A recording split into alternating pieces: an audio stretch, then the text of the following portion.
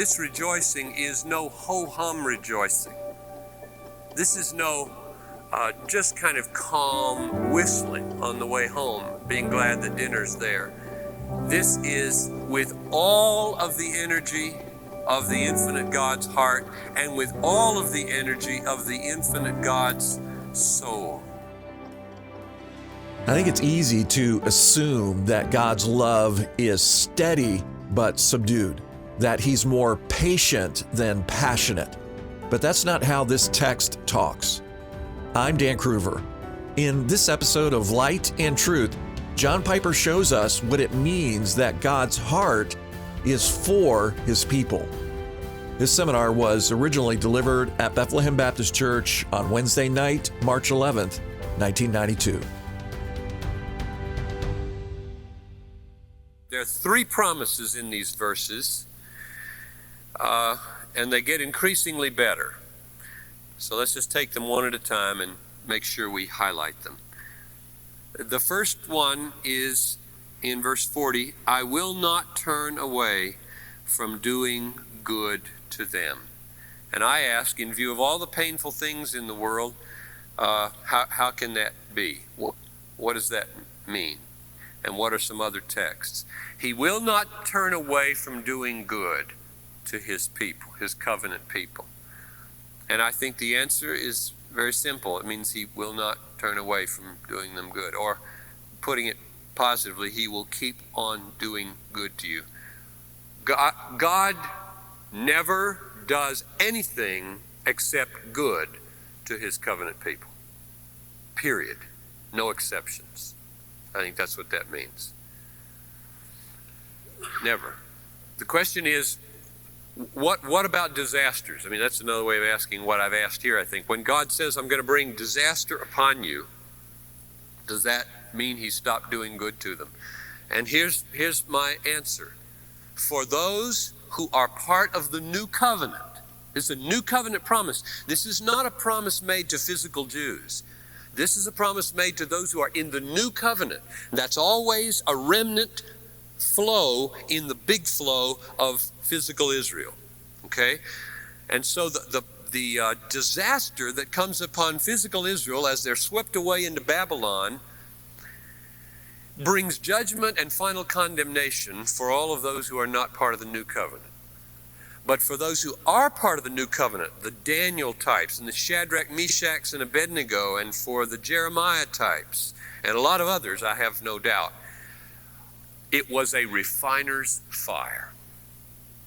That's really my overarching theological answer to what's the difference between believers and unbelievers when they go through the same tragedy. Like they both get swept away in a tidal wave. Bangladesh. You think there were no believers in the 500,000 people that got drowned 2 years ago? Or 1 year ago, was it? The difference is that for one, it is refining judgment, and for the other, it is punitive, final judgment. Two people standing side by side in the same tragedy experience it with two different effects from God. One, they are refined and deepened and made holy and pure and strong and deep and loving, holy, like we were talking about last Sunday. And the others may rage against God and become more embittered and more angry and finally end up in destruction. And so my answer is God never, ever turns away from doing good to his covenant people. And if it's painful, it's pain that's meant for good. And if it's pleasure that's meant for good. The second statement that moves it up a level in question number 3 is what is the second increasingly amazing promise highlighted in Jeremiah 32:41?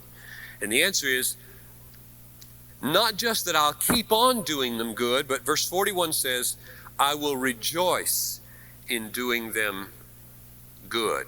And I suggest citing several other passages where that's the case, and they're all there in the text. Deuteronomy 39, the Lord will take delight in prospering you. 2 Chronicles 16:9, the eyes of the Lord rove run to and fro, seeking someone to show his power on behalf of. I will rejoice in Jerusalem and be glad in my people, Psalm 23:6.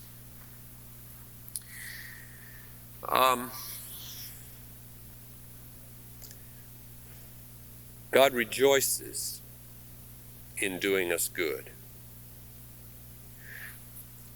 So he does us good all the time. He never, ever does anything but good to his people. No good thing does he withhold from those who walk uprightly. And, second step, he does that because he enjoys doing it. He really loves doing good to his people. It makes him happy to do good to his people.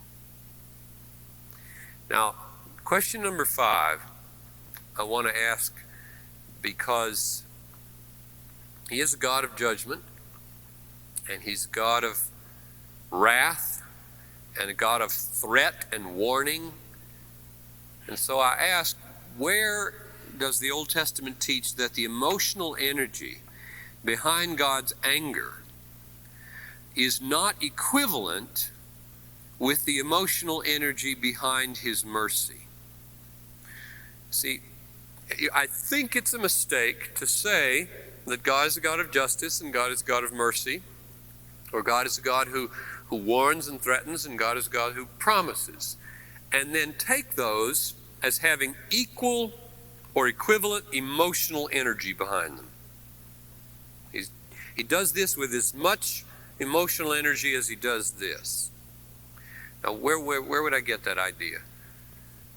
Well, I'm going to go right to the heart of the law, just to show that I don't believe the law is what so many people believe it is. I do not take the law of Moses as contrary to the gospel. This is dispensationalism. I'm not a dispensationalist. I believe in the unity of the Bible. And I believe the law is grace, and the gospel is grace. And the 10 Commandments are a statement of the lifestyle of the people who believe in Jesus Christ. There never was an intent on the part of the Old Testament to describe the 10 Commandments as a ladder to climb to heaven or earn your salvation or merit anything with God. The law never taught merit. The law never taught earning your salvation. The law never committed the Galatian heresy. God never blasphemed his name by commending legalism. I'm putting that in inflammatory words because I get angry at the theology that constructs the Old Testament. I heard it on a tape this morning. I was riding on my bicycle in my study, listening to the tape of, I'd love to tell you the name, but I won't tell you the name.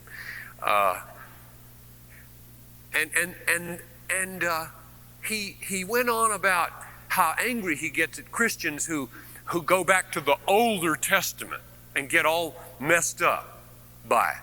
And I almost wrecked my bike. Noel might have heard me. I just said, terrible. Now, God is the same God at Mount Sinai that he was at Calvary. Now, let me just read you the central statement of Mount Sinai. The Lord, the Lord. This is the revelation that Moses got on Mount Sinai with all the lightning flashing. The Lord, a God merciful and gracious, slow to anger and abounding in steadfast love. Now listen, slow to anger and abounding in steadfast love. Let's say God has 2 rifles, okay? And one is the rifle of steadfast love and mercy, and the other is the rifle of wrath. With this rifle, he shoots people and sends them to hell. And with this rifle, he shoots the enemies of his people and preserves them for heaven.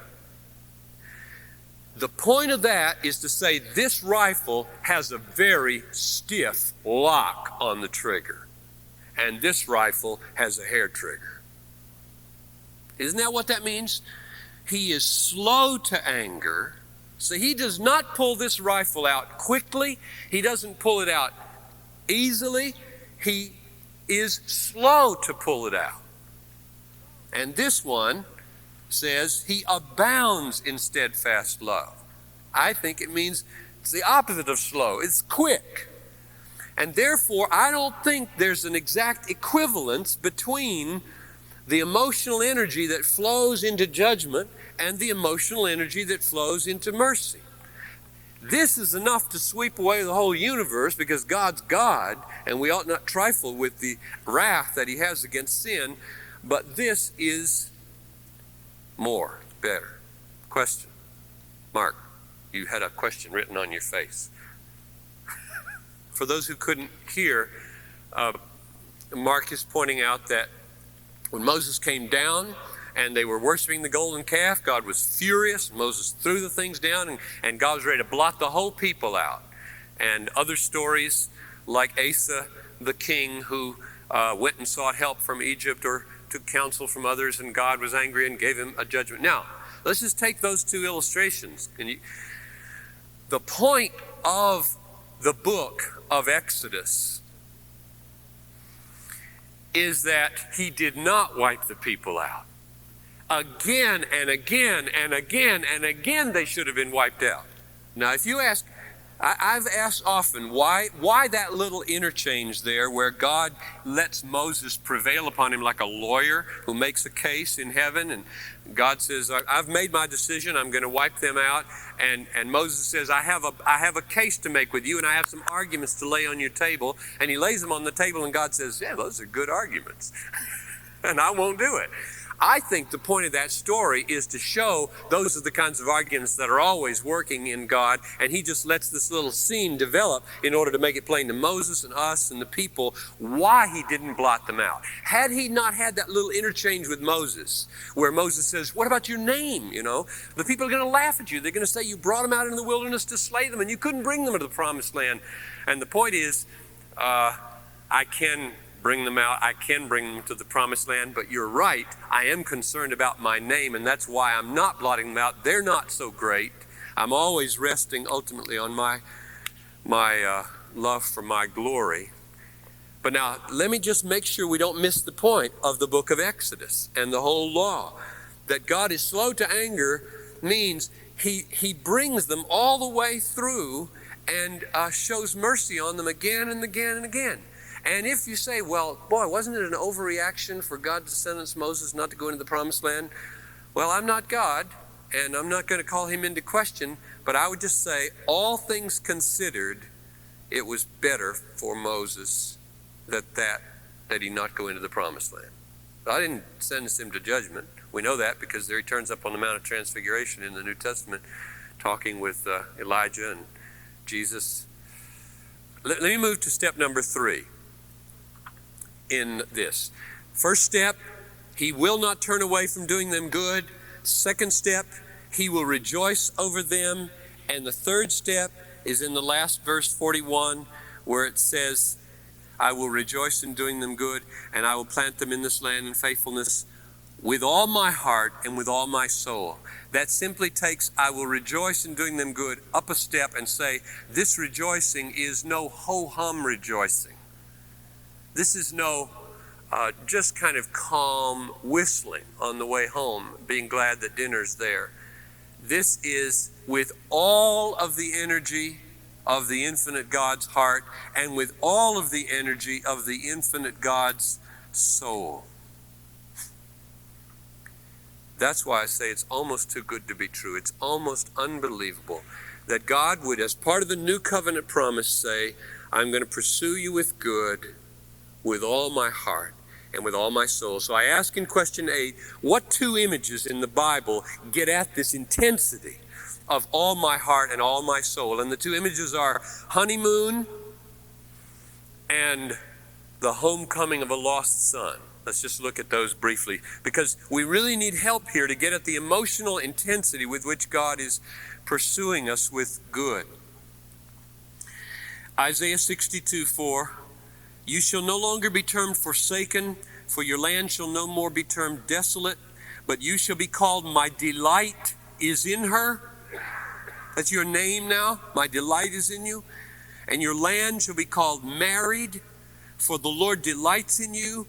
As the bridegroom rejoices over the bride, so shall your God rejoice over you. And I draw out the difference between a human bride and a human bridegroom in this way. In human relationships, the emotional intensity of the beginning is never the same after the beginning, just because we get used to it. First, holding hands with a girlfriend is different from the 100th hand holding. It's different. There are more vibrations the first time and fewer the 100th time. And so it is in life. It's not the way it is with God. There's nothing about God that would say his emotions sort of go downhill after he marries his beloved. There is the intensity of the honeymoon right on through eternity. In fact, I think it gets better in relationship to God because he's infinite and there's no end to finding new things about him worthy of delighting in. And then the other one is the prodigal son, the other image. And I loved thinking through this one when I was down there in Georgia writing this a couple of years ago, because it hit me for the first time what that scene must have really looked like. And so here's this older man who has sons, has a big farm, he's dignified, he's well known in the community, and his son's a loser. He's out who knows where with women and drugs and booze and barely making it in the world and eating slop, and suddenly by the grace of God something happens in his brain and he comes to himself and he resolves he can go home and sign on as a slave because they eat better than he's eating right now. And what we're supposed to see is right what happens right there as he comes down the road. It says his father looked out and saw him far off, and he ran to him.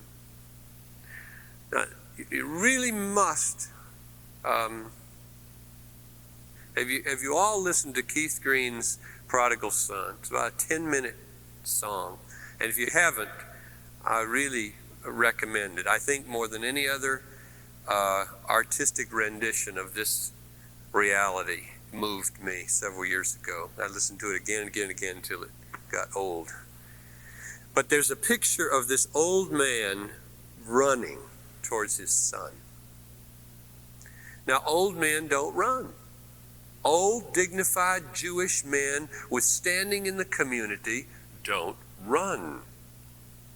They walk like this because it's dignified. And besides, he's a rascal.